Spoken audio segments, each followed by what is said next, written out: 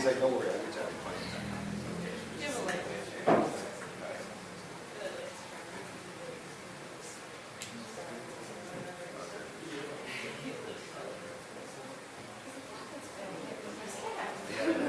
I'll take that. My kid might want me. You got big shoulders, right?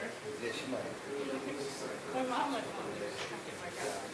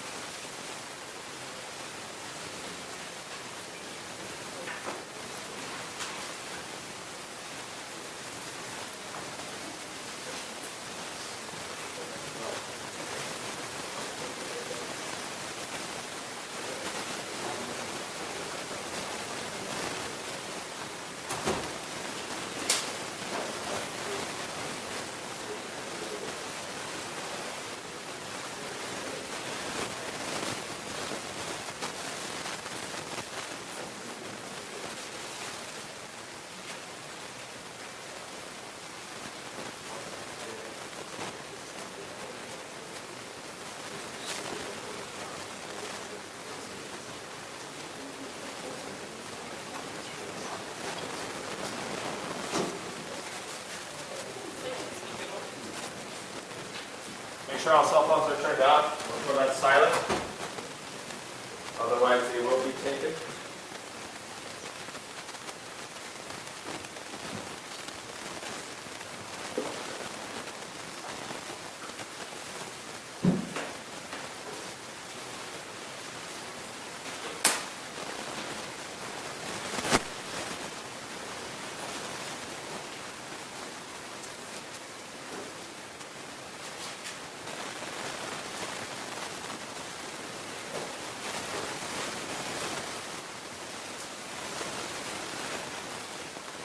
All rise. The Honorable David Dieter, be presiding according to this court's session. Please be seated.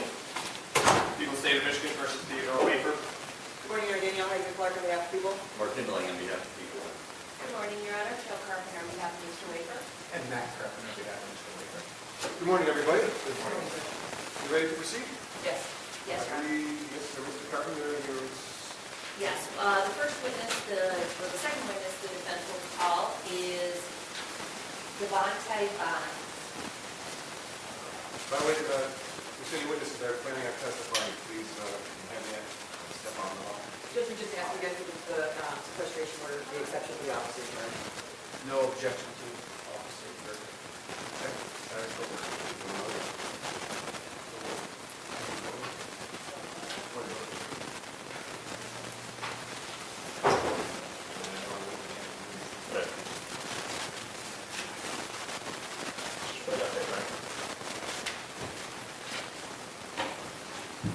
Raise your right hand, please. You solemnly swear and affirm that the testimony you're about to give will be the truth, the whole truth, and nothing but the truth, so help you God. Yes. Please speak clearly and loudly into that silver microphone. Good morning. Good morning. Can you introduce yourself? My name is Devontae Bynes, And Mr. Bynes, how old are you? 25. Are you acquainted with Renisha McBride? Yeah, I knew her from this past summer. We used to work together at the temp service. Okay, so you and Renisha would work together at the temp service? Yep. How long have you known her? Since the summer of 2013? Yep, summer, July. Yep, this past summer. How would you characterize your relationship with her? Oh, she was a good person. We was just good friends. We would always talk at work. We had a general conversation about just anything. She just a well-spoken girl. Okay. Would the two of you ever go out? No, because I was always busy or she was always be doing something. Nah, we only met up like 3 times, but we just sat in the car and talked. And other than that, that was it. Right. Have you ever had occasion to be out drinking alcohol or seeing Miss McBride when she was drinking alcohol? Well, it was one time we was drinking, but that was it. Just one time. Okay. And when she was, did you have an occasion that time you were drinking with her to see what her demeanor was like? Laid back. just cool. Okay.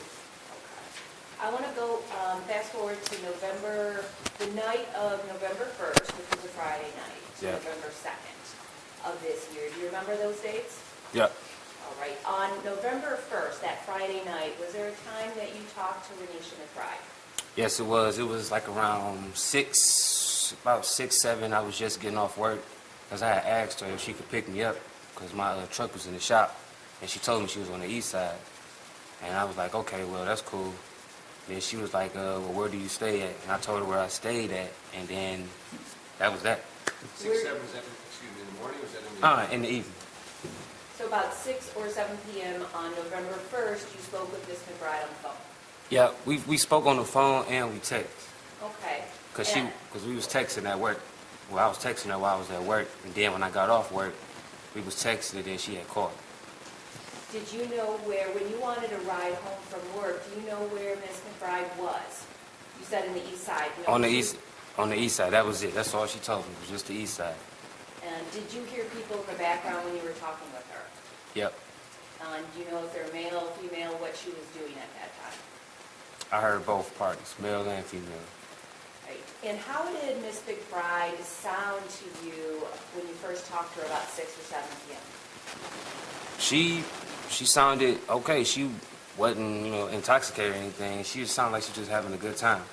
But I told her, though, I'm like, I know you're on the east side, so be careful. if you don't know the east side, now just be careful, and that was that. Do you live in Dearborn Heights? No. No. Do you live in the area of Warren, Barada Drive? I stay on Warren, West Warren, yes. And what's the cross street? I stay in between Southfield Freeway and Evergreen. Right. Has Renisha McBride ever been to your house? No. That night on November 1st, was she planning to come over to your house? Yeah, she was, but she told me she would come like around 10 o'clock. Did she ever show up at your house? Nope, because I texted her phone and I called her phone and it kept going to voicemail. And that was like around in the midst of like 6, 7 o'clock. So, Okay. And at that night, what was the last time you spoke with Miss McBride? it was a phone call. It might have been, I want to say like 9 o'clock when I told her to be careful on the east side. Okay. On Friday night, do you remember making a statement to the police? I mean, after this incident, do you remember making a statement with the police? Yeah, I told them everything that I'm telling you now. Okay, and in that statement, did you say that it sounded like Miss McBride had been drinking? Oh yeah, it was like, it was around that time. Yep, I sure did tell them that. Okay, and about what time, the 6 or 7 p.m.? No, it was later on that night, because I had called her, and her phone was going to voicemail. And then when she finally picked up again, that's when she might have sounded a little, she didn't sound like herself. Okay, about what time was this when she didn't sound like herself? Ooh. I really can't even tell you. I just know that first phone call we had like around 9.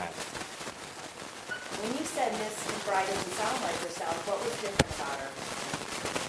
She had a couple, she was slurring. So she Slurring? might have been drinking, but I don't know. I wasn't there, so. And would it be fair to say that Miss McBride sounded very intoxicated when you were talking to her? Not very intoxicated, but I've been around her. We drunk like one time, and the one time we drunk, you know, she did sing, when we was together, I seen how she was when she was a little intoxicated. We both were, so. But, And on this night, on November 1st, isn't it true that she sounded so bad and so intoxicated, you were worried that somebody might have slipped something into her drink? yeah, I did tell the police that, because I was worried about her. Because she told me she was on the east side, and I know Nisha, I'm like, I know she wouldn't drive all the way from the east side intoxicated like that. So that's why I was wondering, I hope nobody did nothing to her while she was over there for her to drive way back this way.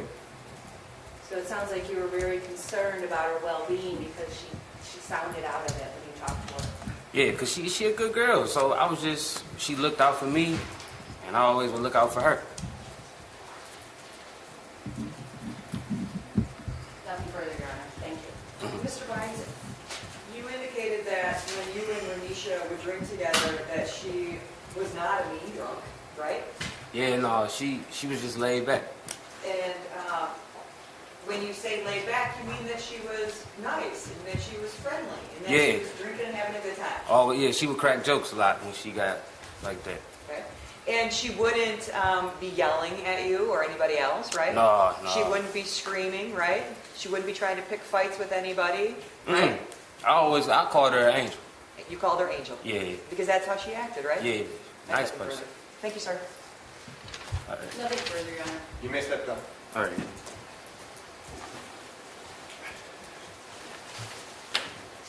Your Honor, the defense next call is Amber Jenkins. Oh, thank you.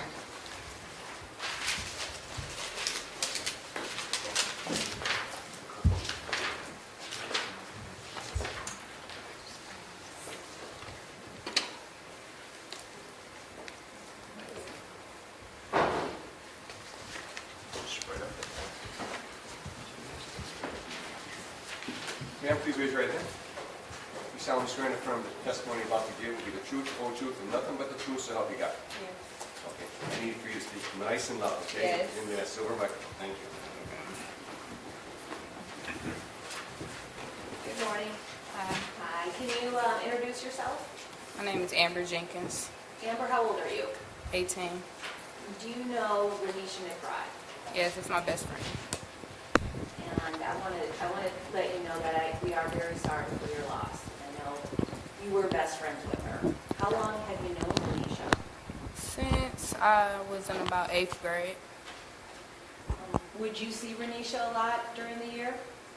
This past year, Right. we saw each other enough. We both were employed, and I'm in school also, so we saw each other when we had the time to. I want to take you back to November 1st, the Friday night of this year. Do you remember that night? Yes. Did you go over to Renisha's house that night? Yeah, I went over there. We was chilling. About what time did you go over to Renisha's house? I believe I got there around 6, 7. 6 or 7 p.m. that night? Yes. And who was present at Renisha's house when you went there?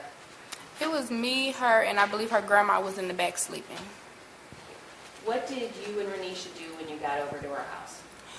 We were playing card games. We were playing shot games. Okay, what are shot games? The loser takes a shot. We were playing Shot. card, yeah. And a shot of what? Of liquor. Okay, what kind of liquor were you drinking that night? In New Amsterdam. Is that vodka? Yes. And was Renisha drinking that night? Yeah, we both were. And with this shot game, that night you were winning most of the card games and having Renisha drink, correct? It was, I believe I was winning. It was an even, we both were drinking, but I believe I was winning because she is a sore loser, and that's why we got into our little argument, I guess you can call it an argument. Okay. Renisha got mad at you because she thought you were cheating at the game, right? I really don't know why she got mad, or I don't even know if she was really mad. I just know that we both started getting loud with each other, and that's my best friend, so I wasn't trying to argue with her or nothing like that. So I just got up and left, and I told her that I'll call her tomorrow, and then she said okay, and then that was just it. So you felt like you had to leave Renisha's house because you didn't want things to escalate into a big argument? Objection. No, committee.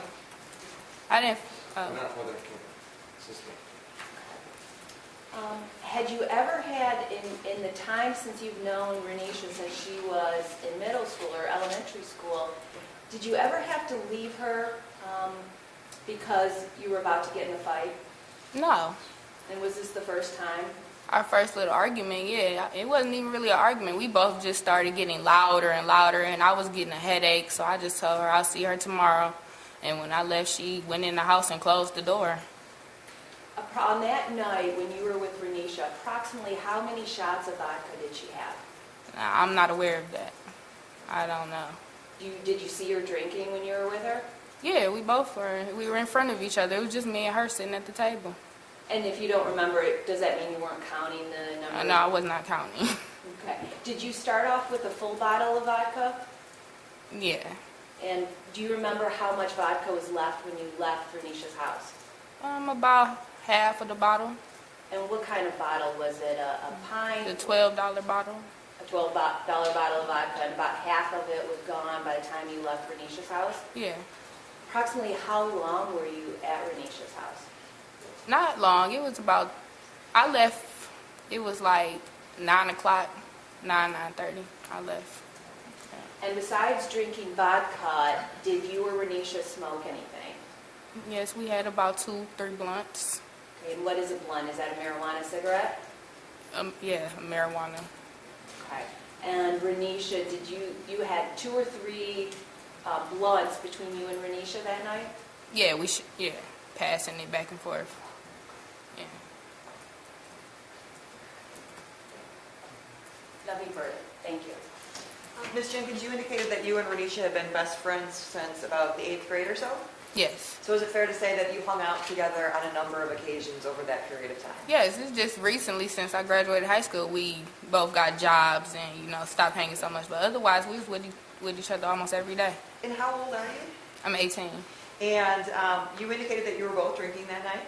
Yes. And when you left, Renisha went back into the house and closed the door, Right. right? And when you left, you said, hey, I'll call you tomorrow. Yes. Okay. Was she wasn't cursing at you? No, right? we wasn't calling each attempting other to our fight you? names or nothing. No, we were just getting loud. Like she was like over a deal, and I'm like, bye, and that's it. It wasn't no bad names or nothing. All right. No, she wasn't all in my face or nothing like that. Okay, and so the last time that you saw her or spoke with her would have been at about 9:30 that evening? Yes, And about then you 9. left and you went home and, Yep, I went home, and I thought she was staying home too. She went in the house and closed the door. you indicated that there was nobody else at the house except for the two of you and then her grandmother, who you believe was asleep in the back bedroom. Yeah, she stays in her room. I come over there. She usually takes care of her grandma. I come over there and help her every now and then. She really just stays in her room, watch TV. Okay, thank you, I have nothing further. Nothing further, Your Honor. You may step down. Okay. Your Honor, at this time, we'd like to recall Detective Sergeant Burke.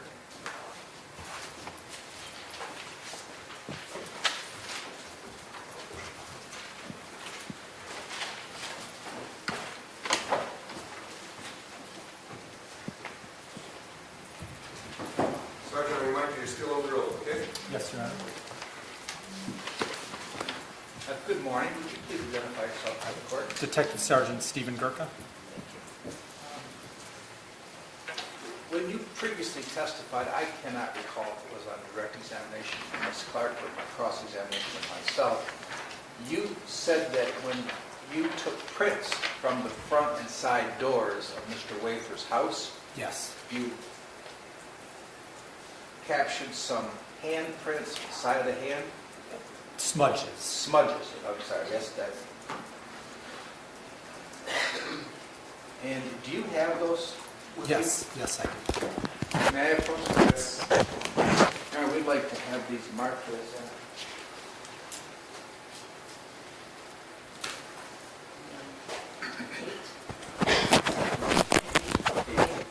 There would be 2 smudges and then what could be maybe waffling from the screen if it was pressed up against the door. So do 3 lifts all together on one evidence tag. Yes, and you can put it right under that plastic. Thank you very much, Detective. You just indicated to me what these were. Could you please go through those 3 separate print? Yes. What do you call those? Print lifts. Print lists. Yes. Thank you. So this is on evidence tag 91819. These were lifted by Corporal Parinello in my presence. The one lift, this would be the waffling. It says front door, right side of pane. Yes. The next one says side door, right side panel. Thank you. And then the last one says side door above the knob. Did you turn these over or show them to your fingerprint expert at the department? Corporal Parinello, I asked him to take them to the lab. Yes. And what happened was he had not. He had actually checked them into evidence. Yes. If he had kept them, he could have taken them to the Dearborn lab and had them examine it. When he put them into evidence, I didn't know that, and I needed to. I'm the only one that can sign out this evidence. So they could be looked at by the Dearborn lab. But to date, they have never been taken. They have not, no, sir. Do you know, from your experience, you've been an officer for how long? 26 years. 26 years.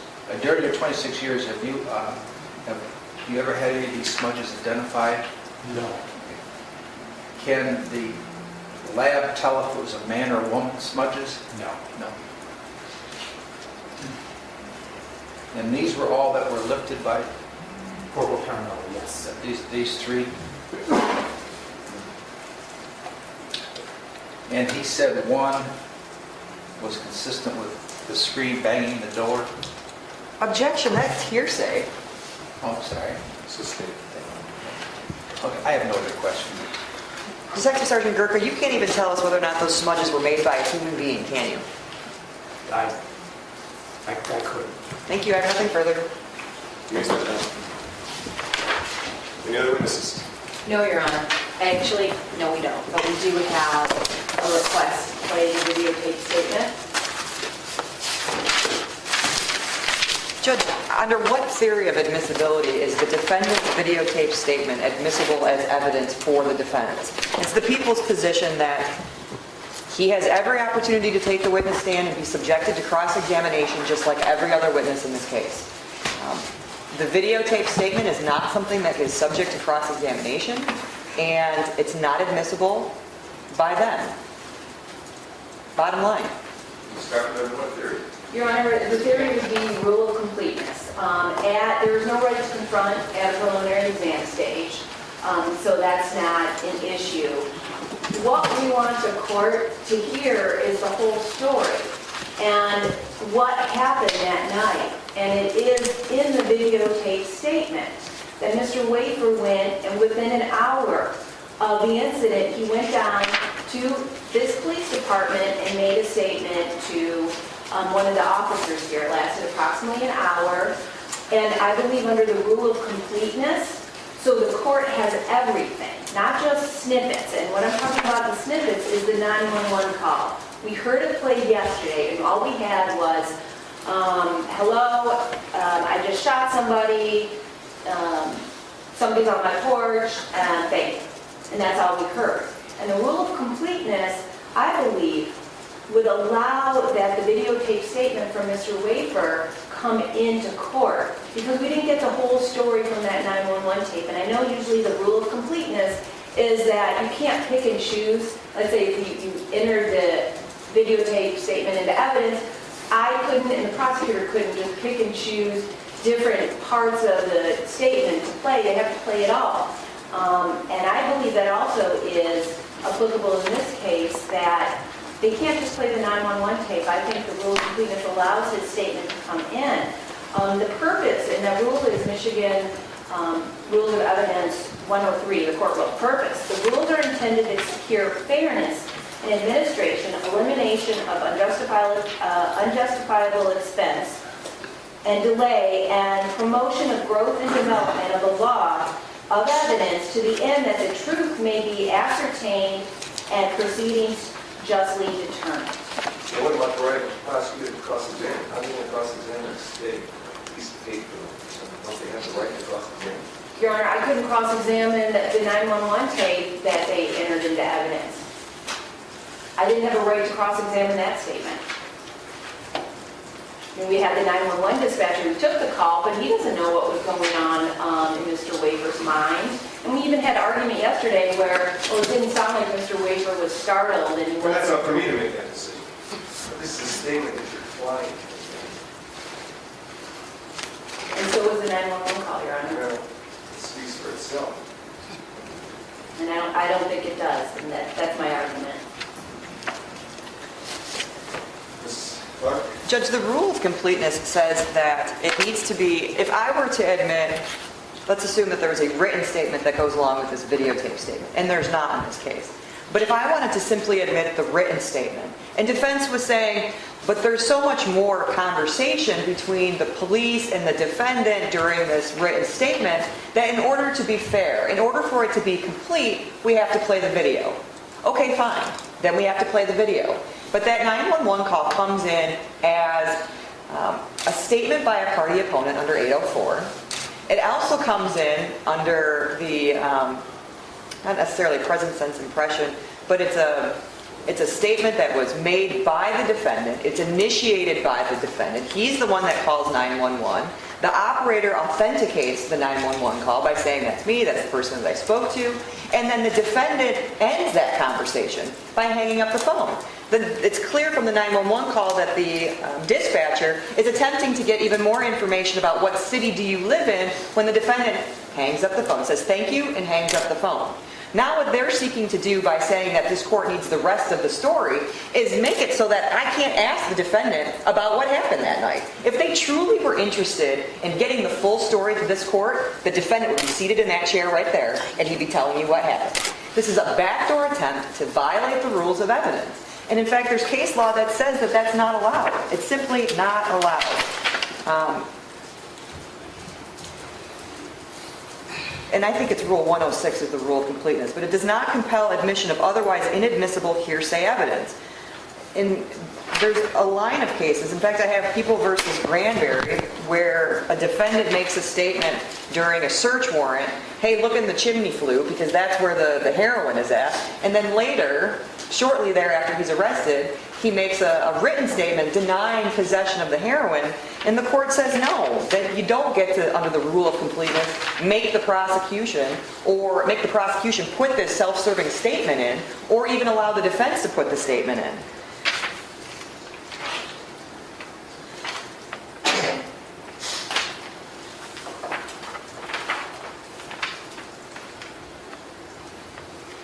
In that case, the defendant contended that the written statement should have been admitted under the rule of completeness. And the court says that no, under MRE 106, the purpose of the rule of completeness was to prevent unfairness which may result if a statement is taken out of context. Defendant's written statement that the heroin did not belong to him did not provide context for his verbal statement to the police that the heroin could be found in the chimney. Nor does defendant explain how his verbal statement that the heroin could be found in the chimney would have been made complete by the introduction of his written statement. Rather, the defendant merely argues that his written statement should have been admitted to rebut any implication of guilt. In this case, the 911 call speaks for itself. It doesn't need further statements to complete the context. That's ridiculous. A statement that's made almost 2 hours later is simply a statement made by the defendant. And it's not admissible by the defense. If I wanted to put it in, I could. But that's my prerogative. The rule of completeness does not generally allow a defendant to admit his own out-of-court written statement to clarify or add context to a prior verbal statement. Moreover, the fact that the defendant's written statement suggested that the heroin did not belong to him would not have disproved the element of possession in this case. Meaning, these two statements, the 911 call and the defendant's alleged statement to the police, don't ever say that he didn't shoot her. So if they truly want the full story, then he can get in the chair and be subject to cross-examination, Judge. I don't see any rule of evidence that allows for the admissibility of it, and I would ask that you deny the motion. Your Honor, may I make one additional argument? And I realized this yesterday. The prosecutor just stated that the 911 operator authenticated the statement. What we're missing here is anybody identifying Mr. Wafer's voice on the 911 tape. We don't have any evidence presented in court which will identify Mr. Wafer as the shooter. We have a 911 call, but he didn't say this is Ted Wafer, he gave an address. We don't have that. If the videotape statement is played, prosecutor might get that element. And I honestly, the defense doesn't want this to get dismissed because we don't have probable cause on who did it. Judge, I appreciate that she's trying to do my job for me, but quite frankly, the defendants in their own questioning of the 911 call said, you had a conversation with my client. But the reality is that the defendant is the only person that's at the house at 16182 on Outer Drive. And that the 911 operator says, I called him back and I advised him, hey, come out the side door. And what happens? The defendant comes out the side door. Nobody else at the home, nobody else comes out, nobody else is at the home except for the defendant. Shot with a shotgun? Oh, look, there's a shotgun laying there. So really, are we going to argue about identification? That's ridiculous. Your Honor, it's simple facts.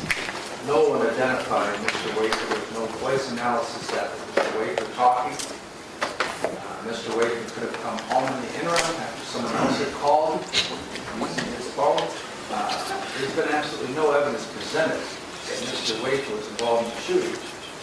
I think that I agree with my co-counsel. This video taken by a trained police investigator who does this, that's his job. Judge, at this point, I'm going to object because I think that once you start the argument, it's got to remain with that same lawyer. And to have them bouncing back and forth, it's simply not. I'm only doing this because I cross-examined Mr. Peppers. Well, I don't think there's any rule that once you start, you have to finish, is that? But I think this would complete that identification of who made that 911 call because that's discussed in this interview. Well, I'm reading Rule 106, entitled Remainder of or Related Writings or Recorded Statements. The rule of completeness. Now, if I can sit here and tell you I know 100% that I've had this issue before the court before, and I can't tell you that, but as I'm reading Rule 106, I take it to mean if there was a 911 call and certain parts of that 911 call were introduced into evidence and other parts were not, then the rule of completeness, as I read it, would state, hey, the rest of the conversation, this 911 call, should be heard as well. We're talking about separate statements here. We're talking about a 911 call and then now a separate recorded statement altogether. You know, I would tend to agree that I don't think Rule 106 applies in this situation as you're asking the court to apply in this Carpenter. I do believe that that statement, if you want those statements to come in, I believe that the defendant's going to have to testify as such to give the prosecutor a chance to cross-examine the defendant. Therefore, I'm not going to allow the statement. Thank you. Anything further? Just arguments regarding bind over. Are we ready to do that, or? Yep, I'm ready to go. Judge, as you are fully aware, the standard in this case comes from People versus Doss at 406 Mich 90. Felony, I have to establish first that a felony has been committed and that there is probable cause to believe that the defendant committed it. Positive proof of guilt is not required, but there must be evidence on each element of the crime charged or evidence from which those elements may be inferred. A magistrate should not discharge a defendant when evidence conflicts or raises a reasonable doubt of his guilt, because such questions should be left to a jury at a trial. The defendant in this case is charged with first count 1, homicide, second-degree murder. The elements that I have to prove are first, the defendant caused the death of Renisha McBride. That is, that Renisha McBride died as a result of a shotgun wound. There's no question that it's the defendant in this case who caused the death of Renisha McBride. We've heard that 911 call where the defendant says to the operator, I just shot someone on my porch with a shotgun who was banging on my door. We've just discussed the identification of the defendant. The testimony at the preliminary exam was that the 911 operator called the defendant back on a number that he had originally called on, that he gives the address of 16812 West Outer Drive, that phone call comes in at 4:42 a.m., and that the first officer responds to that location in 1 minute and 4 seconds. A minute and 4 seconds later, the dispatcher says that he can hear on the radio that officers are arriving at the scene, and he advises the defendant to come out the side door of the home and to speak with the officers. And that's exactly what happened. The defendant was the only person who came out of the home at 16812 West Outer Drive, and that the officer spoke with him and secured him in the back of their patrol car. There was nobody ever else at that location, and so this court can see that it is the defendant. The second element that I must prove to you is the intent. I have to prove either that the defendant intended to kill, or he intended to commit great bodily harm, or, what I believe in this case is most applicable, the defendant knowingly created a very high risk of death or great bodily harm, knowing that death or such harm would be the likely result of his actions. And the facts that were established at this preliminary exam is that the defendant took a shotgun out of a case that was found in the back bedroom, that the shotgun was loaded, it was wrapped in order for it to be loaded. The defendant took the safety off, he carried that weapon to the front door, he opened that front door, he pointed it at a young girl who was standing on his porch, he shoved that shotgun in her face, and he pulled the trigger. There's no question that he killed her through the locked screen door. Now, whether or not that screen was in or whether it was out, the shot came through a locked screen door. Those actions show that the defendant created a very high risk of death. Dr. Kaiser testified that the shooting was instantaneous and that no one could survive from that. His actions of obtaining that gun, shoving it in her face, and pulling the trigger, which is what is required in order for that gun to discharge, show that he created a situation where at the very least great bodily harm was going to occur. Furthermore, this court should look at CJI 2nd, 16.21. Court may infer that the defendant intended to kill if he used a dangerous weapon in a way that was likely to cause death. Likewise, this court may infer that the defendant intended the usual results that follow from the use of a dangerous weapon. And a gun is a dangerous weapon. Shotguns are designed to kill. That is their only purpose. Whether you're killing human beings, or rabbits, or deer, a shotgun is designed to kill. Count 2. I have to show the defendant in this case is charged with homicide, manslaughter, death by weapon, aimed with intent without malice. I have to first show that the defendant did injure Renisha McBride. No question about that. Second, that injury resulted from discharging a firearm that was pointed at another person. Everyone testified that this shotgun had to have been pointed at Renisha McBride when the trigger was pulled. And finally, I have to prove that the wound resulted in death. The shotgun wound is what ultimately killed Renisha McBride. Finally, the defendant is charged with weapons, felony firearm. I simply have to show that the defendant committed a felony and that he possessed a firearm at the time. There's been no question in terms of count 1 and count 2 that those are felonies and that the defendant in fact possessed the shotgun. Based on all of that evidence and the law in this case, I ask this court to bind the defendant over as charged. Thank you, Your Honor. In this case, there is a big problem with the murder due charge. This court has to find after the preliminary exam that there was intent on Mr. Wafer's part. And there is no evidence that there was intentional killing in this case given by the prosecutor's office. We do not have that. There were 2 people there that night. And unfortunately, Ms. McBride can't say what happened. And we now haven't heard anything from Mr. Wafer what happened. So everything that we're thinking might have happened on the porch is speculation. There is nothing, you haven't gotten evidence, Your Honor, to infer that intent. What we do have is we have a young woman who started at approximately 6 p.m. drinking alcohol heavily, smoking marijuana. We have her sounding really out of it, not acting like her normal self. We had 2 witnesses who just testified this morning saying that. We also have at about 11:30 p.m. that night a horrific car accident. You saw the shatter on the windshield from her head. And we have somebody who is disoriented, who could have been, and you heard the medical examiner saying, somebody who suffers from a brain injury can exhibit signs of aggression, of confusion, and that's what we have here. So what we do know is that there was a young woman out there. We don't know what was happening in those 3 hours, 4 hours between the time of that horrible car accident and the time she arrived at Mr. Wafer's house on the front porch. But what we do know from the evidence presented here today and yesterday about what happened when she got to the home, we heard Mr. Balish say with absolute certainty that screen frame was down. It was knocked out of the frame prior to the shooting. We just had Detective Sergeant Gurka admit into evidence waffle marks on the front door. Waffle marks meaning, which supports Mr. Balish's testimony yesterday, that it would have to be caused by somebody banging to put the waffle marks on the door. We have not only that, we have evidence that on the side door of Mr. Wafer's house, there are smudges.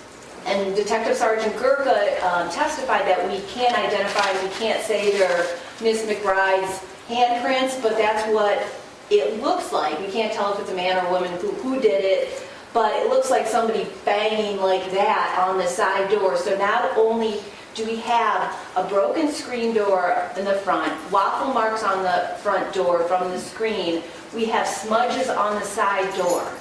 So we have evidence that this court can consider that shows this wasn't intentional. And the prosecutor wants to say that we had evidence that Mr. Wafer took off the safety, pointed it at Renisha, shoved it in her face, and pulled the trigger. Who said any of that? Nobody. That's not, you can't even infer that from the evidence. You can't infer we don't have any evidence the safety was on or off before Mr. Wafer got the shotgun. We don't know if the bullet was already in the gun. We don't know if Mr. Wafer had to rack that gun.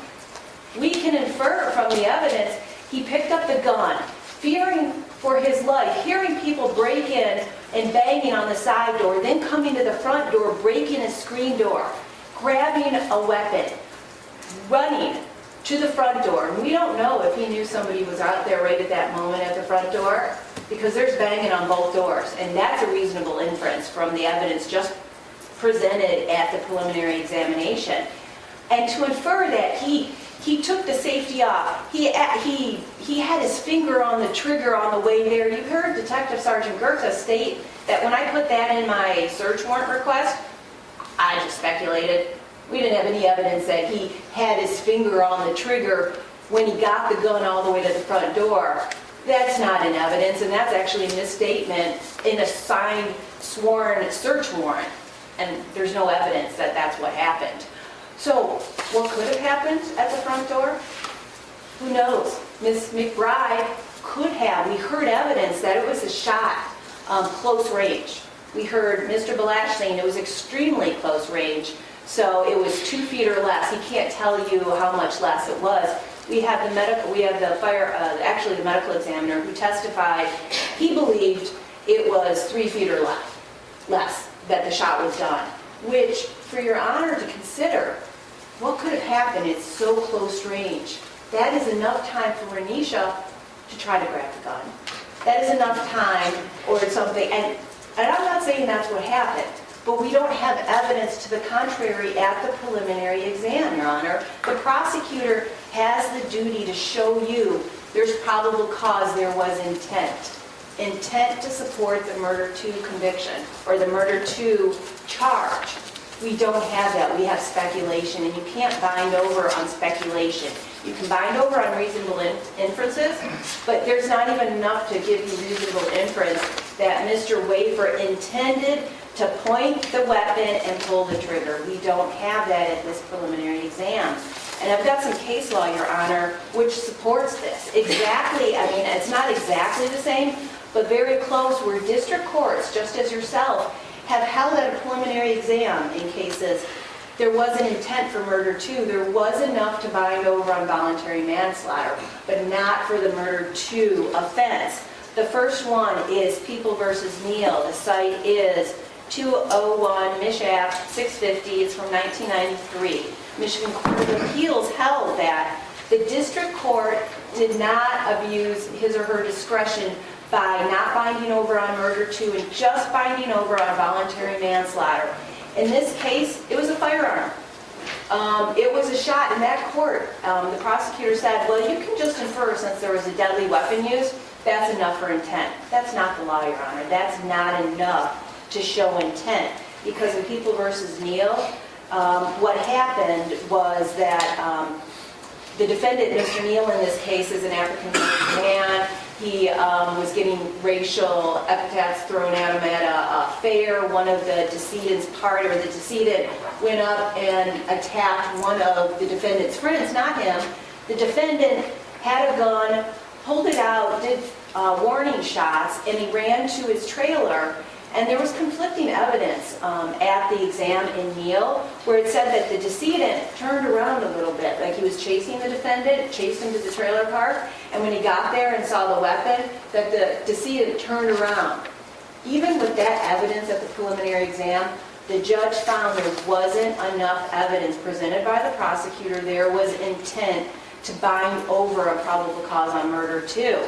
And this was upheld by the Michigan Court of Appeals, and part of this opinion says that the inquiry is not limited to whether the prosecution has presented evidence on each element of the offense.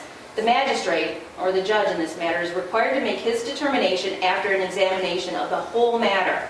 Although the prosecution has presented some evidence on each element, meaning intent, if upon examination of the whole matter the evidence is insufficient to satisfy the magistrate that the offense charged has been committed and there's probable cause, then it should not be bound over.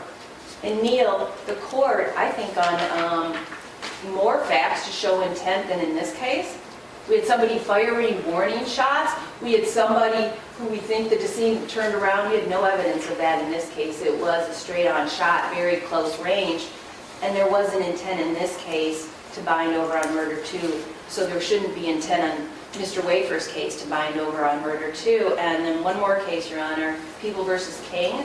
It's 412 Mich. 145, that's from 1981. This was a case, another case where at the preliminary exam, the district court said that the murder 1 charge wasn't proven by the prosecution. There wasn't evidence of intent. They bound over on manslaughter only. Same thing as Neal and same thing I'm asking in this case, Your Honor.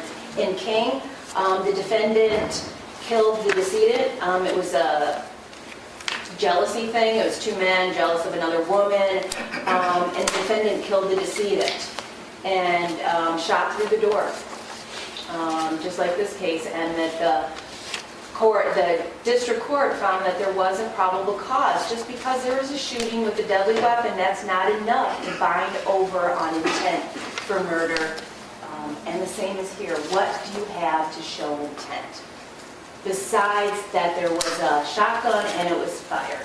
And we don't even know that, Your Honor, because remember when the firearms expert from Michigan State Crime Lab testified, he said, it's possible if you drop that weapon, it could go off. He said that. He testified to that. So we don't know what happened on that porch. There wasn't evidence presented to prove intent, the probable cause standard. And I know it's a low standard. It's more likely than not. It's way less than beyond a reasonable doubt. But we don't even have enough here to bind over on probable cause for murder 2. Your Honor, I have arguments for all the charges. Do you want me to go on to that, a different theory? Well, Okay. I didn't know if you wanted to let the prosecutor respond to that. My other one, I believe that you should not bind over on murder 2 because the prosecutor hasn't proven intent. I don't believe the second defense argument is that you shouldn't bind over on any charges because of the Self-Defense Act of 2006. In that case, in that law, gave a right to a homeowner and to people who are in fear of great bodily harm or death or sexual assault, which wasn't the case in this instance, the right to use deadly force. If somebody is breaking into their home, there is a presumption that the homeowner can use deadly force. That presumption applies in this case, Your Honor. We have evidence, and everybody's looking at this case from Ms. McBride's eyes. And at the start of this case, we had this young woman who was walking around looking for help, knocking on doors. We don't know how she was.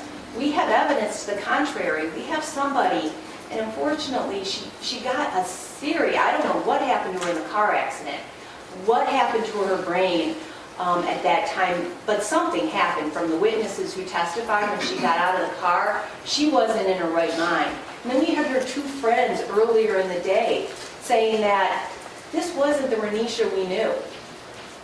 Her best friend since middle school says, this is the first time I've ever had to leave her because I didn't want an argument to escalate. And then we have the man, Mr. Vines, she knew from work, who said she sounded I was worried about her, and he's been out with her drinking before, and she sounded so different that night that he thought somebody slipped something in her drink and warned her to be careful. So we have a young woman who is not in her normal personality, normal demeanor. And I'm not saying anything, and I'm not trying to put her down or say that she caused it. I'm not, Your Honor. But instead of looking at through her eyes, we have to look for Self-Defense Act of 2006. We have to look through the eyes of the homeowner, the reasonable person. Would a reasonable person have used deadly force? So we have to look through that. And if you look through that lens, we have 4:30 in the morning. We have a person alone in the home. We have evidence the screen frame was so violently banged that it broke.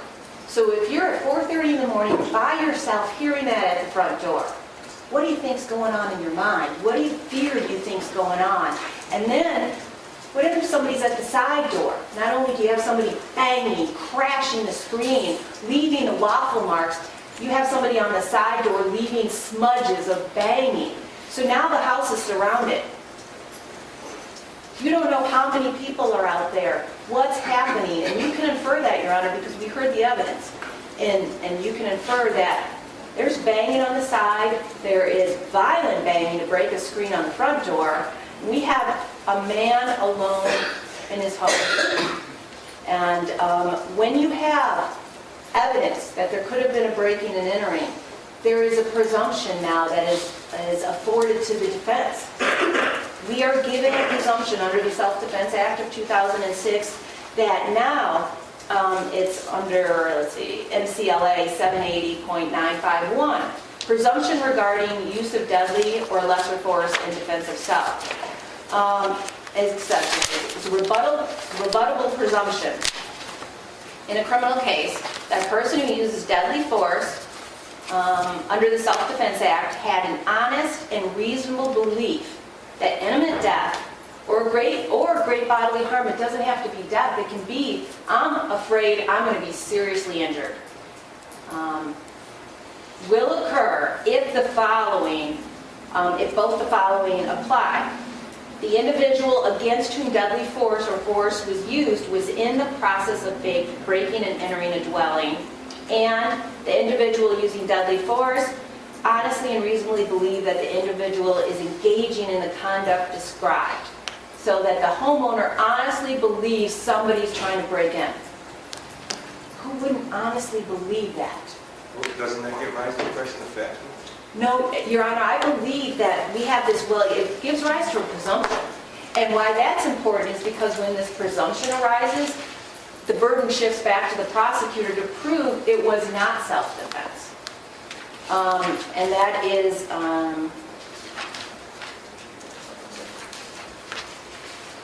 in that Self-Defense Act, where now the prosecutor's got to rebut the presumption that Mr. Wafer lawfully used deadly force. They have to show it wasn't justified. And that applies to a preliminary exam hearing, Your Honor. It's not a question of fact. If you believe that the Self-Defense Act is justification and does protect Mr. Wafer, you can use that at a preliminary exam, and it doesn't have to be a question of fact. You can decide it. So there's two arguments from the defense. Once the prosecutor has not proven intent to support a murder to find over, and then for all charges, Mr. Wafer was justified using deadly force. Thank you very much. Ms. Clark, talk to me about the intent. Sure, I will. And I actually have case law as well, Judge. I have People versus Jackson, and that is at 63 Mishap 249. It's a 1976 case. In that case, I believe the facts are more on point than what defense counsel cited. In terms of this case, this Jackson case, the facts are as follows. At 251, decedent went to the residence of Richard Holmes to purchase narcotics. Wilson knocked on the door while Lewis stood on the porch. Defendant stood on the steps leading to the porch. Holmes opened the door and told Wilson that he did not know Lewis. Wilson made a move. Holmes jumped back into the hall. There was a shot that came from the hallway, and defendant returned fire with a shot-off shotgun. In that case, the court indicated that the trial judge had inferred malice from defendant's use of a sawed-off shotgun. We recognize that the finder of fact may infer malice from the use of a deadly weapon. There's no question in this case the defendant used a deadly weapon. And he used it in the manner in which that type of weapon is supposed to be used. Now, defense counsel says there's no evidence that the defendant loaded the weapon, that he racked it, that he took the safety off. But the reality is that that weapon only fires when all of those steps have been taken and that the trigger is pulled. Their own expert said that gun is not simply going to go off. In fact, I asked him, would it be reasonable to have this drop test that defense counsel was asking Detective Sergeant Kalanic about? And Balish says, no, it would be ridiculous to even do that. In this case, that would be ridiculous to even do that test. Their own expert says that. The only way that this gun goes off is if the defendant pulls the trigger. When you aim a gun, even if you just point it at somebody's head and pull the trigger, that is a situation where great bodily harm is likely to occur. And it doesn't take rocket science for somebody to know that. It doesn't. You point a gun at somebody, you pull the trigger, and it hits them in the face where you pointed that gun, that is a situation where death or great bodily harm is likely to happen. And that is the third prong, the intent prong of murder 2. There's also People versus Wiggins. It's an unpublished at 1997. Westlaw 333-53472. It's a mishap. And I understand that it's not binding on this court, but it certainly has, it should give it some weight. Where it indicates that a shotgun fired at close range, a person can infer malice. In this case, the defendant caused the death of the decedent by shooting him. Defendant's malice or intent to create a high risk of death or great bodily harm with knowledge that death or great bodily harm will be a probable result could be inferred by the fact that the defendant pulled out a gun and shot the decedent at close range. We all admit that this was, in fact, within 3 feet. Whether it was in 1 feet, 2 feet, or 3 feet, it certainly is within close range. It has to be based on the size of the porch and even the size of the vestibule where the defendant was standing. So I have copies of both of those cases. In terms of the intent angle, quite frankly, I don't believe that there's any evidence that supports a break-in. We've got evidence that she's banging on the door. Furthermore, that screen insert is the only part of that screen that came out. And it was not damaged. And we know that it was being held there by one little plastic tab. Probably would have been enough to knock it out. And we know that she's banging on the door. There's no damage to the frame of the screen. There's no damage to the door handle. There's no damage to the door behind that. There's no damage anywhere except the screen has been knocked out. And whether or not it's been knocked out because of the defendant firing a shotgun through it or because this girl knocked it out, that's a question of fact for a trier of fact. Defense counsel then moves on to the Self-Defense Act. Well, there has to be some evidence that the defendant is reasonably in fear. There's no testimony that the defendant is in fear, and there's no testimony that his fear is even reasonable. Defense counsel wants to say that there's banging at the front, there's banging at the side. There's been no testimony that there was ever any banging at the side. And that he's so in fear of his life, what does he do? He doesn't pick up the phone to call 911 to call the police who respond within a minute. No, he's going to open up a door where he's safely ensconced in his own home and invite the unknown number of people, the unknown number of threat. I'm going to invite those folks into my home. That is ridiculous. That's ridiculous. You open up the front door because you're so afraid of whatever it is that's out there? That doesn't make any sense. That's not reasonable. And you have to be reasonable. Even under the Self-Defense Act, it must be reasonable. And his actions, according to what they say he did in their argument, that's not reasonable. Okay. Your Honor, may I add a couple of, I know you've been patient. I just wanted to say for Jackson, the case the prosecutor cited, that was a sawed-off shotgun. That was illegal. I think just from being it sawed off, you can infer intent and malice, and you saw off a shotgun so you can kill people. In this case, we heard testimony, the shotgun Mr. Wafer had was legal. He legally owned it in his house. It wasn't sawed off. That's a big distinction, Your Honor. Okay, and then,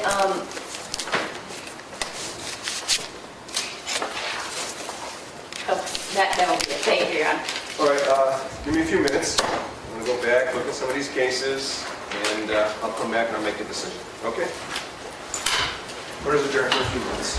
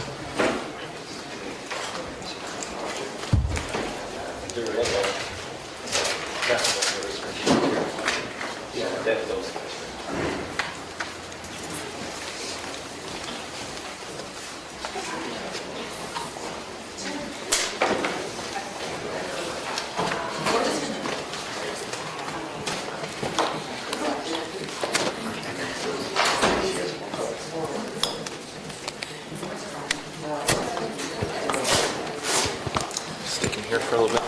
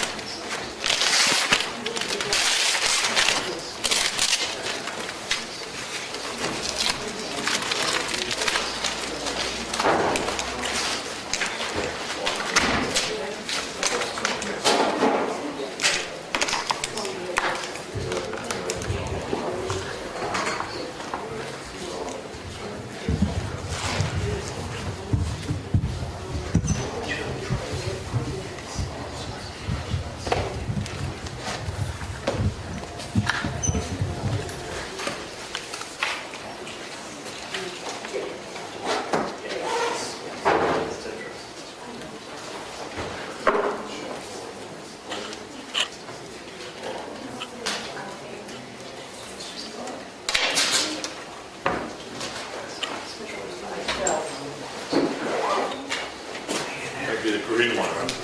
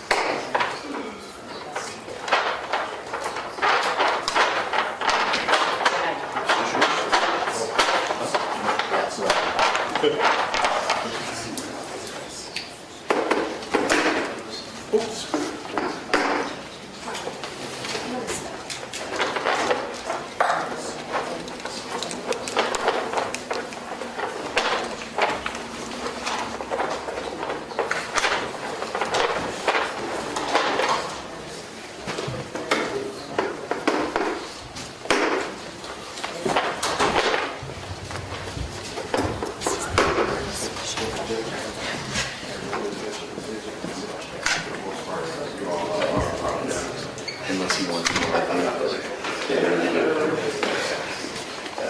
Who does? All right, that's good enough for me.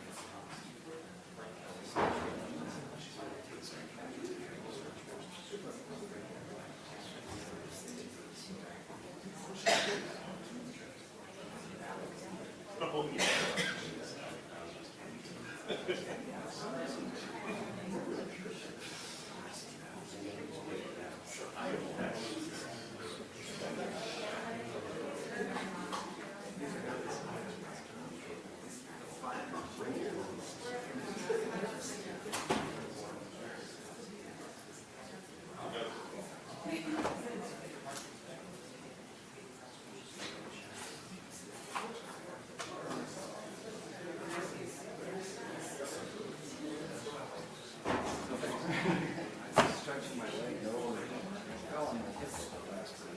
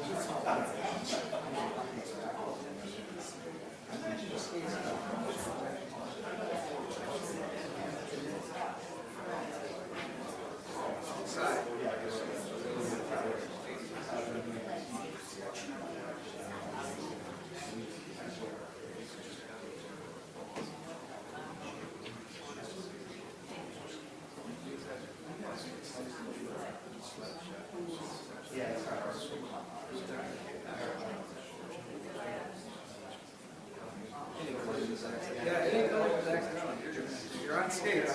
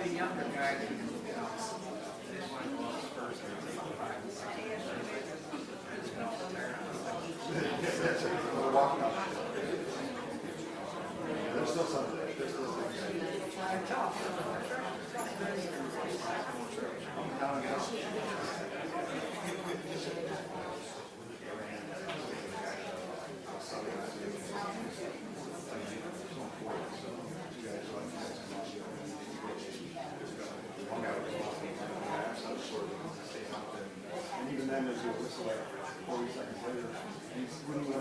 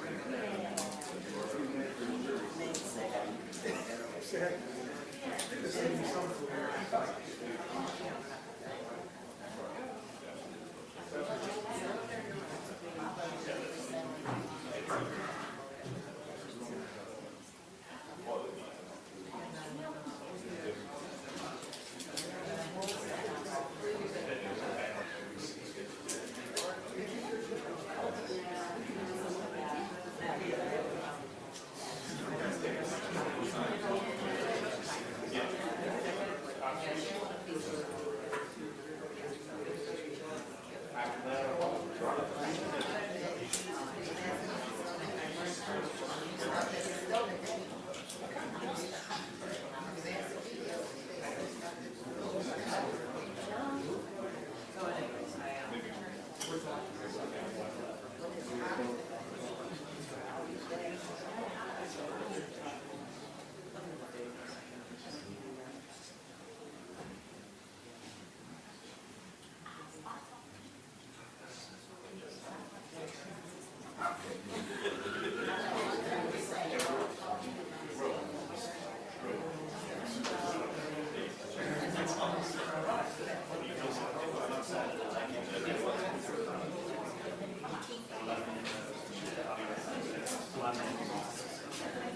you.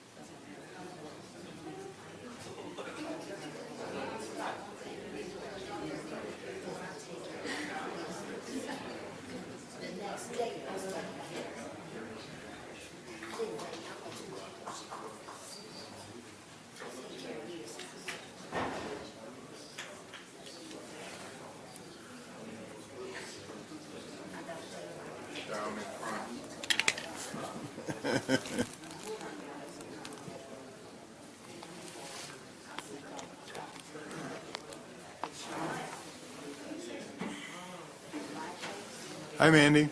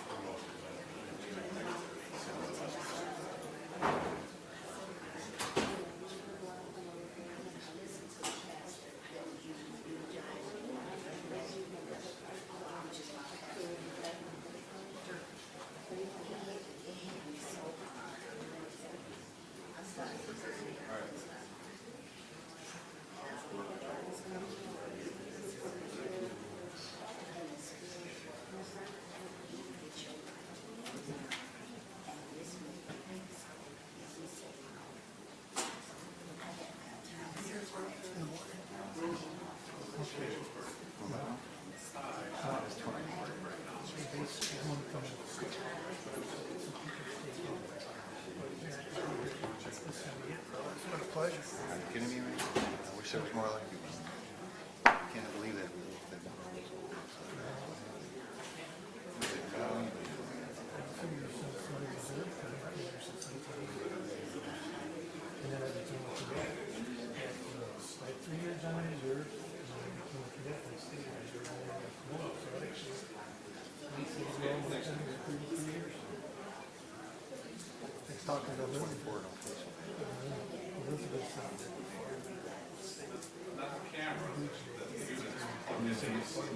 Right. That's not an easy job. You don't realize that what can happen between the two.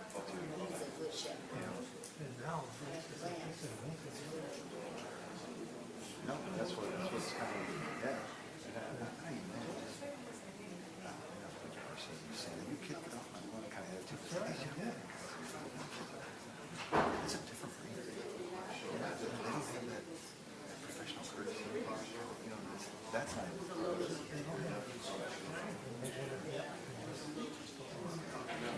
Absolutely, that's right.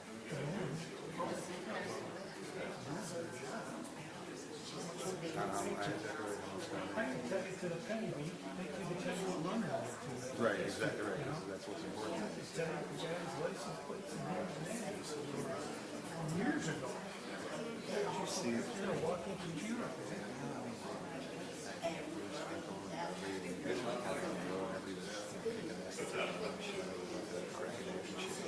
Shit was getting done. You know, and none of that stuff is being going on. And these kids are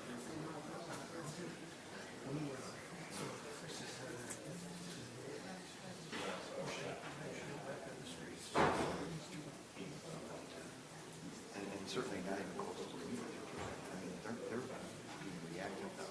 You guys are being proactive, shaking trees, you guys were getting those scoop balls. Yeah, exactly, and even if it wasn't at that particular moment, those guys knew that you were in the back pocket and you were getting ready to spring them.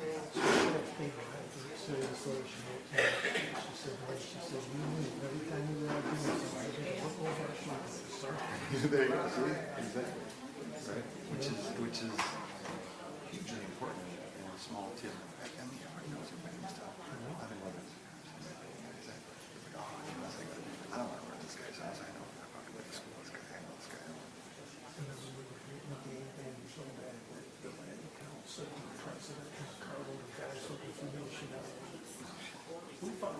Is that right? Yeah, right. You keep tagging that shit. There you go. There you go, right? There will be no more tagging, none of this stuff is stopped. Once we move to that You can have a mutual understanding, right? you know, you probably figured there's like something and you're supposed to say, man, crazy. But if they're running that kind of which is so now they can do it, which is driving me crazy. Then these kids just Detective and stuff. I thought it was cheap. 10:30 tomorrow, being in office in uniform, shaking pictures.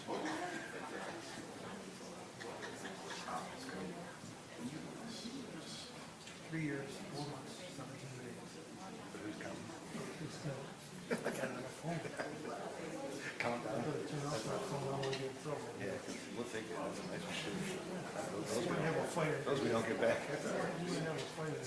Stick him in the knee. That's it. Sweep the legs, Johnny.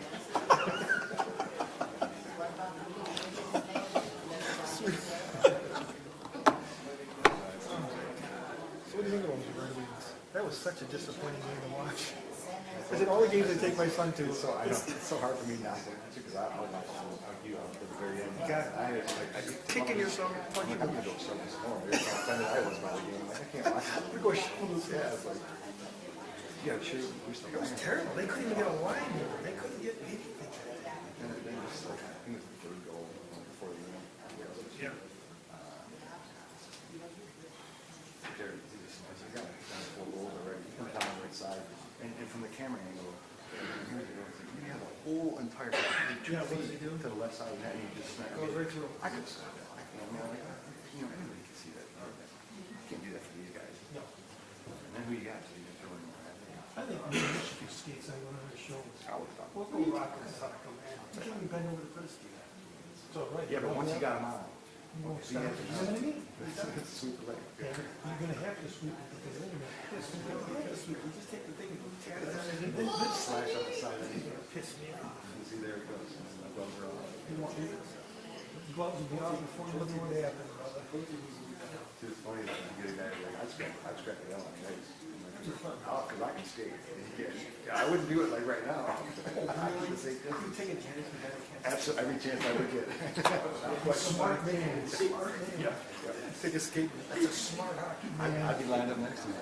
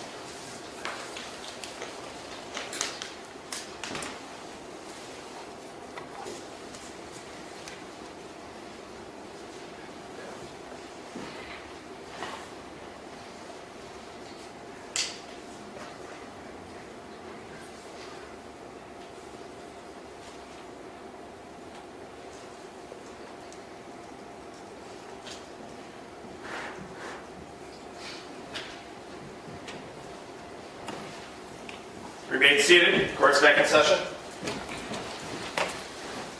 All right. Thank you very much for being patient.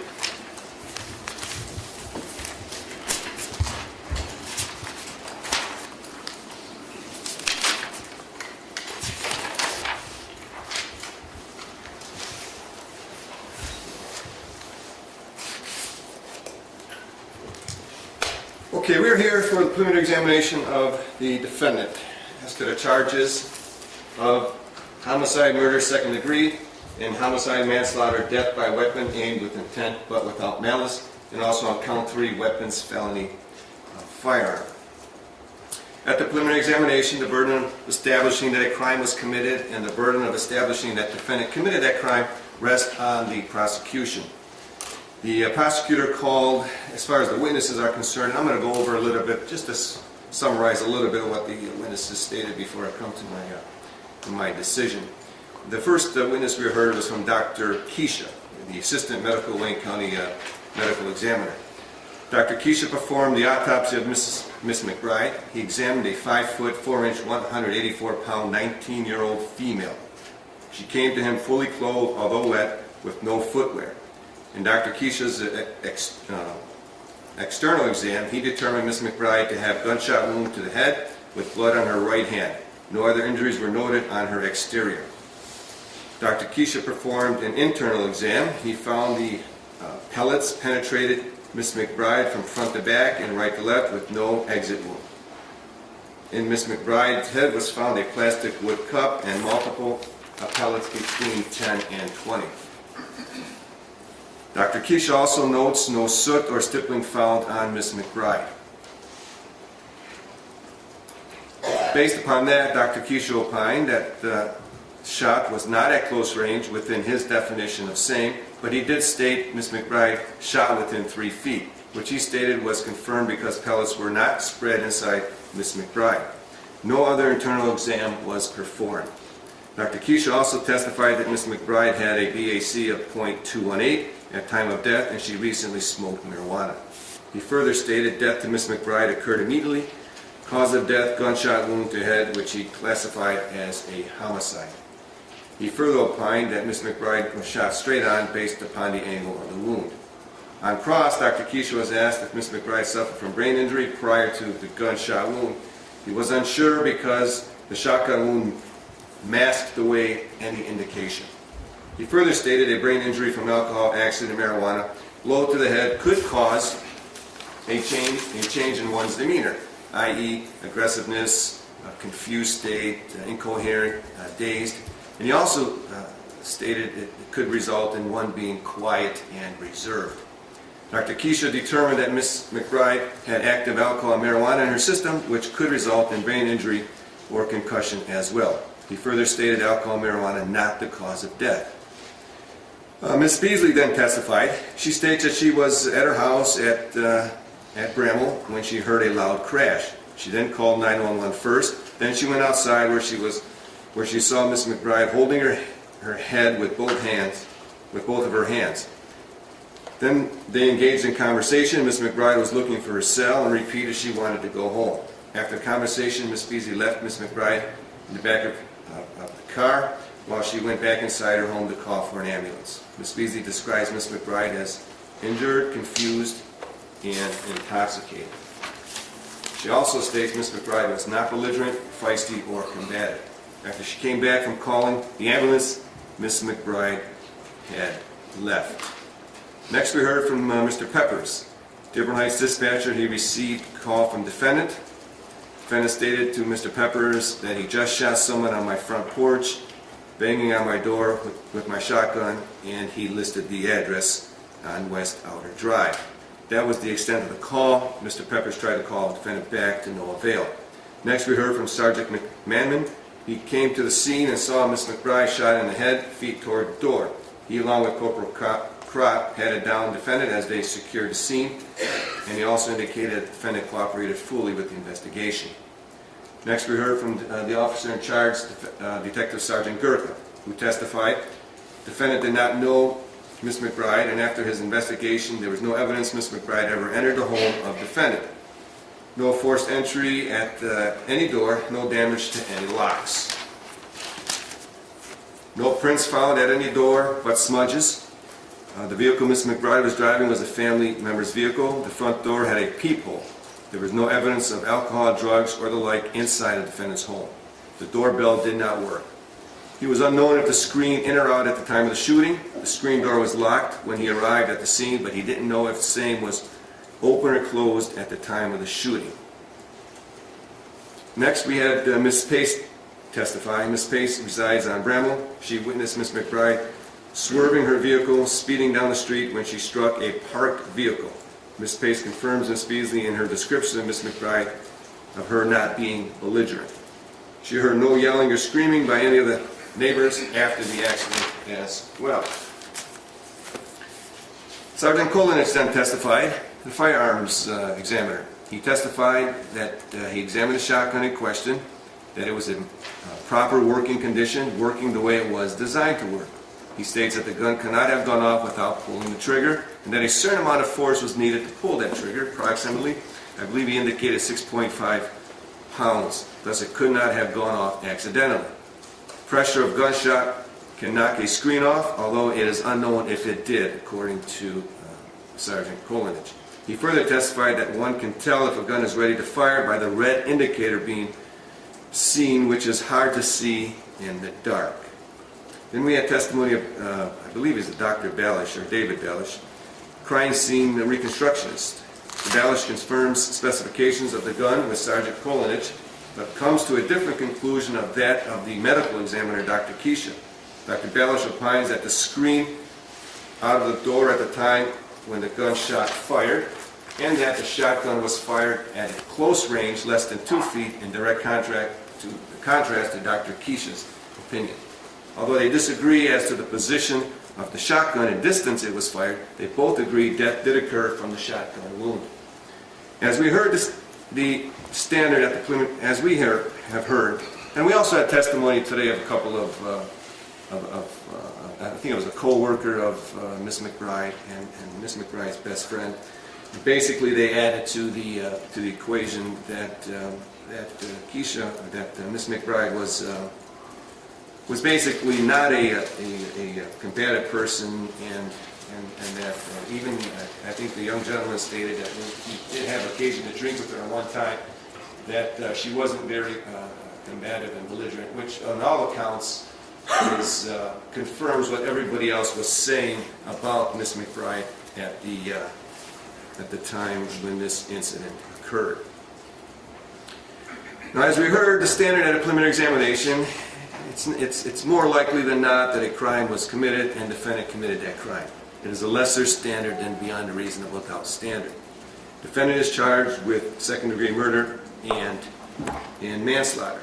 Now, the elements of second-degree murder, as we heard a little bit, are a death. The death was caused by an act of the defendant. The defendant acted with malice, and the defendant did not have lawful justification or excuse for causing the death.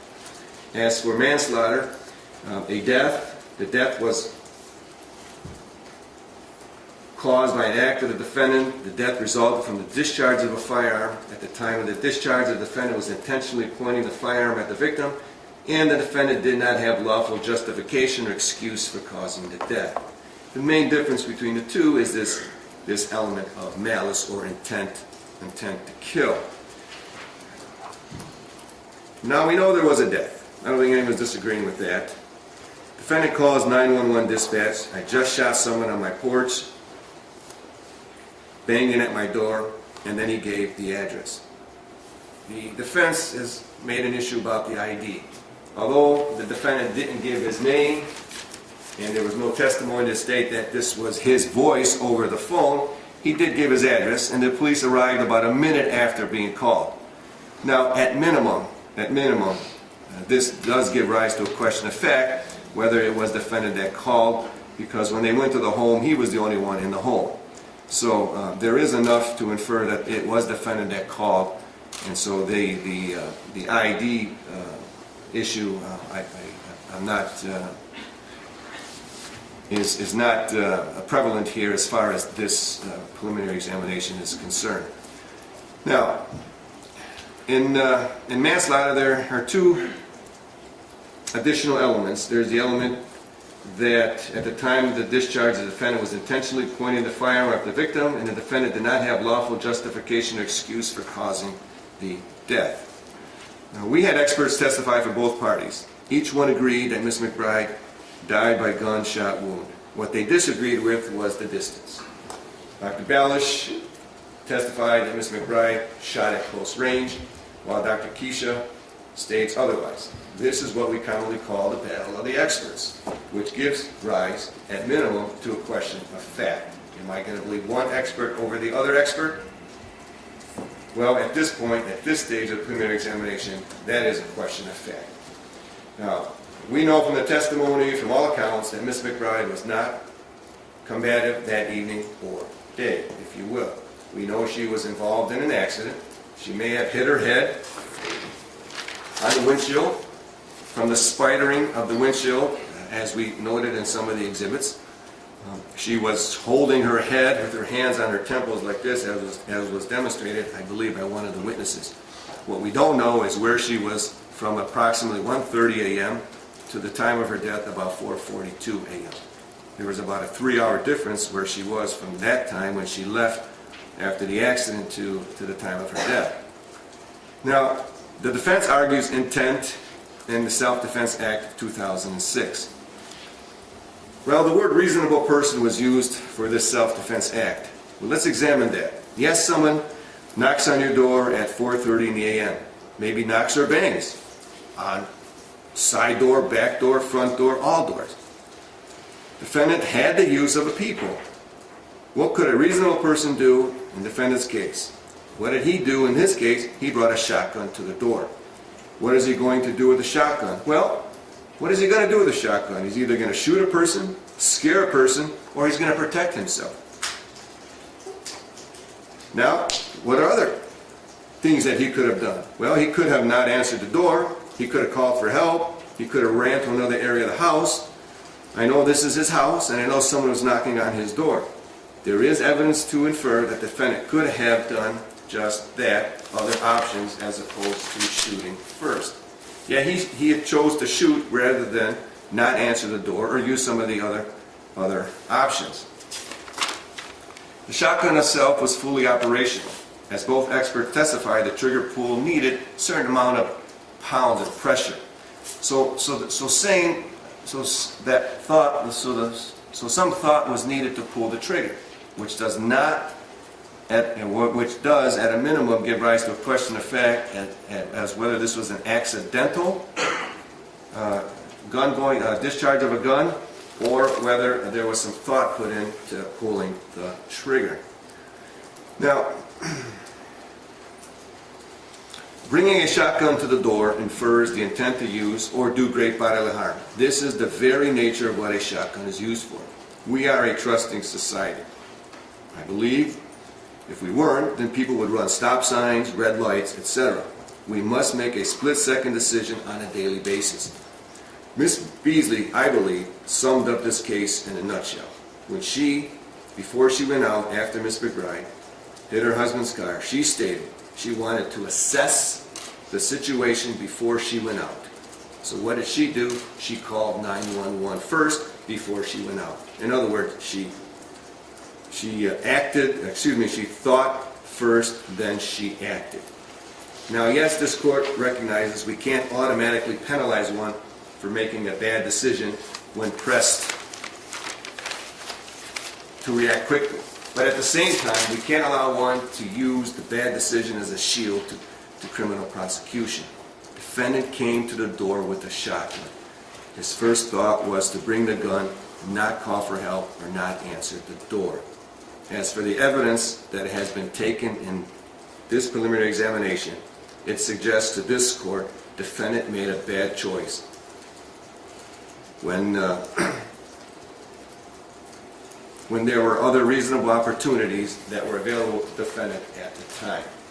So, based upon the testimony in open court, based upon my reasoning here, I do believe that prosecutor has met their burden by probable cause that a crime is committed and probable cause that the defendant committed the crime of second-degree murder and manslaughter. Now, although this is a different burden here in this preliminary examination, the results could be different at trial, but from what I'm hearing in this preliminary examination, I do believe that the prosecution has met their burden, and I will bind the defendant over as charged. Having said that, do you have the notice of the arraignment date? No, you're fine. Thank you. Yes, we do. Can I, Okay. can I have this? And that date is? January 15th, thank you, 2014. All right, January 15th. Bond will continue, and thank you very much. Thank you, Your Honor. Thank you, Your Honor. See